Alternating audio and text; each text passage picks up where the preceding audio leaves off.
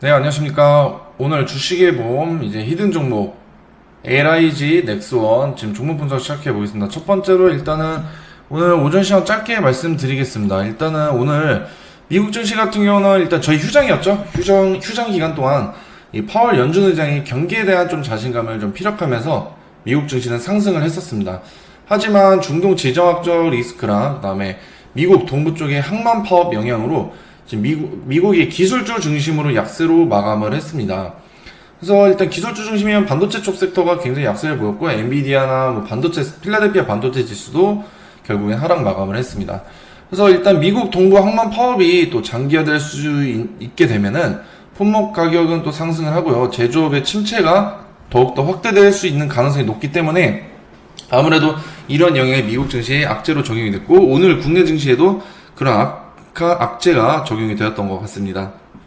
그래서 엔비디아 같은 경우는 뭐 거밍치가 듀얼렉 개발을 중단을 했고요. 단일 렉만을 제공할 계획이라고 언급을 하면서 이 반도체 업종 또 동반 약세까지 이끌었고요.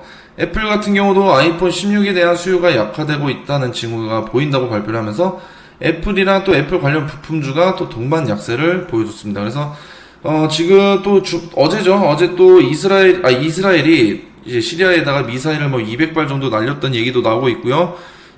이제 18년 만에 레바논 영토에 침공을 했다고 합니다. 네, 레바논이죠. 네.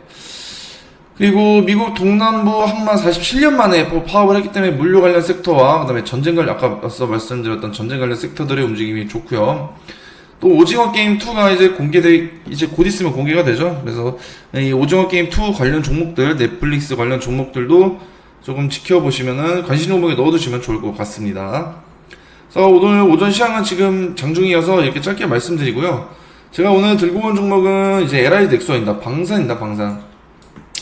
이 방산 쪽 섹터를 들고 왔고요. 일단 왜 들고 왔냐? 일단 저 첫 번째로 지금 현재 지금 국내 글로벌 지정학적 리스크 전쟁 중이죠. 지금 러시아랑 우크라이나 전쟁이 또 있고요. 그리고 중동 지정학적 리스크, 이스라엘이랑 이란이랑 뭐 시리아도 있고 레바논도 있고 여러 가지 중동 지정학적 리스크도 있고요. 그리고 현재 중국과 대만의 갈등도 지금 존재하고 있습니다. 이거는 아직 이제 지금 조금씩 시작되지만 만약에 좀 더 커질 수 있는 확률이 높다, 이렇게 말씀드리겠습니다. 그리고 이 LIG 넥스원 같은 경우는 이라크 국방부와 3.7조 원 규모의 계약을 체결을 했고요. 이로 인해서 앞으로의 이제 좀 실적이나 뭐 매출의 영업이익이나 이런 쪽에서 좀 기대감이 크다. 3분기랑 4분기 실적이 굉장히 기대가 큰 부분입니다. 근데 이 부분에 대해서 조금 악재가 있는 게 이제 하나에로스페이스랑 좀 갈등이 좀 있지만 이 부분이 원만히 해결이 된다고 하면은 아무래도 주가의 상승은 더욱더 올라갈 것으로 보여지고 있고요. 그리고 지금 이라크뿐만이 아니라 루마니아랑 또 말레이시아, 사우디아라비아와의 또 추가 수출 모멘텀의 기대감이 굉장히 높습니다. 왜냐면은 이거 보세요. 사우디아라비아 같은 경우는 지금 중동 전쟁이 굉장히 갈등이 크잖아요. 그렇기 때문에 이란이 조금씩 이제 이란이나 또 사우디 쪽까지 좀 넘보고 있다, 이런 얘기가 계속 들리기 때문에 이 중동 지정학적 리스크는 확전이 계속되고 있어요. 네.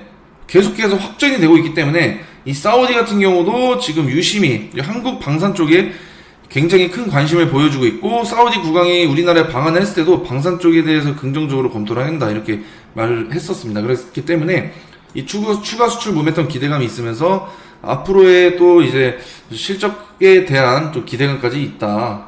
그리고 가장 중요한 게 제가 이제 이 부분도 있습니다. 이런 좋은 부분도 있지만 11월달 MSCI 지수 편입 가능성이 굉장히 높은 종목입니다. 이 모건 스탠리 캐피탈 인터내셔널인데 이 지수에 편입되기 전까지 주가의 상승이 굉장히 큰 폭으로 올라오기 때문입니다. 그래서 일단 매수가랑 목표가, 손절가 한번 체크해 보시고요.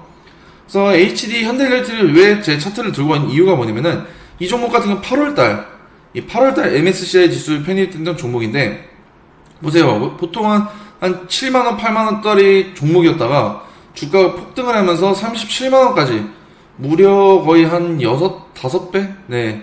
5배? 4배, 5배까지 주가가 급등을 했습니다.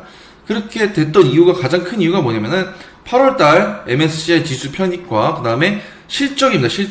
실적도 받쳐줘야 됐습니다.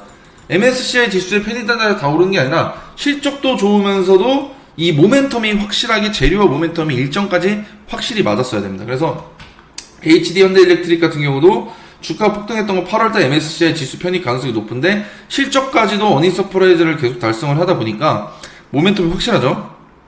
그래서 저점 대비 주가가 폭등을 했던 거고, LS 일렉트릭도 맞습니다. 이 HD 일렉트릭이랑 LS 일렉트릭 특징이 뭐예요? 얘가 HD 현대일렉트릭 8월이 아니라 5월인가 그렇고, 얘가 이제 요번에 8월이죠. 8월. 8월인데 얘 같은 경우도 지금 LS 일렉트릭도 주가 폭등을 했습니다. 거의 한 3, 4배 정도 폭등을 했는데, 얘도 똑같아요. 과거 이제 전력설비 변압기 쪽은 아무래도 올해 시장의 주도주 역할을 했었고요. 그리고 MSCI 지수에 편입이 되는데 실적도 괜찮고, 그 다음에 강력한 재료 모멘텀을 보유하고 있다 보니까 주가가 폭등을 했습니다. 그래서 이 LIG 넥스원 차트도 보여드리겠습니다. 저점 대비 아직 크게 오르지 않았어요. 9만원에서 지금 25만원까지 찍긴 했지만 약간의 조정을 받았습니다. 하지만 체크해봐야 될 게, 지금 이 바닥 지지 라인을 확실히 잘 닫아주면서 이 바닥 구간에서 반등을 해줬다. V자 반등을 조금씩 계속 해주고 있죠. 그리고 추세 자체도 약간 좀 상승 추세에서 좀 꺾이긴 했지만, 아무래도 방산 쪽의 실적, 그 다음에 모멘텀이 굉장히 강력합니다. 아까 제가 말씀드린 것처럼 이라크 수주권도 있고요. 그리고 이 종목 같은 경우는 11월달 MSCI 지수에 편입될 가능성이 굉장히 높습니다. 근데 여러분, 아까 제가 왜 얘네들 둘을 보여줬던 이유가 뭐냐면은, 얘네들도 MSCI 지수에 편입이 되고 하는데 강한 실적과 그 다음에 모멘텀이 확실했기 때문에 주가가 폭등을 했었고요. 이 종목도 지금 많이 올라오긴 했지만 앞으로의 상방이 열려있는 이유가 뭐냐면은 11월달 MSCI 지수 편입 가능성이 굉장히 높기 때문에, 그리고 실적도 아까 보여드린 것처럼 이라크 실적도 있고요. 그리고 앞으로 3분기나 4분기 실적 발표도 굉장히 기대가 큽니다. 그렇기 때문에 지금 자리도 지금 바닥 구간에서 반등을 해줬습니다. 이 쌍바닥을 어떻게 보면 쌍바닥 같은 느낌도 보여주긴 하죠. 쌍바닥 찍고 추세가 전환이 되면서 상승 추세로 끝까지 올라갈 수 있다. 그래서 앞서 말씀드린 것처럼 이 방산 쪽 섹터, LIG 넥스원 말고도 현대로템도 있습니다. 이 두 종목이 방산 쪽이 올해 하반기에 저는 시장을 주도할 것으로 보여지고 있고요. 확실하게 MSCI 지수에 편입될 수 있는 가능성이 높은 이유는 재료와 모멘텀도 확실하고, 주가 상승도 변동성이 그렇게 크지도 않고, 시가총액이 보통 한 6조 정도 되는데, 이 현대로템, 이 LIG 넥스원 같은 경우도 지금 2등 정도 합니다. MSCI 지수 편입될 가능성. 현대로템이 1등이고요. 2등입니다. 그래서 같은 재료와 모멘텀 보유했던 이 종목, LIG 넥스원. 앞으로의 상승이 더욱더 기대될 수 있다. 이렇게 볼 수 있을 것 같습니다.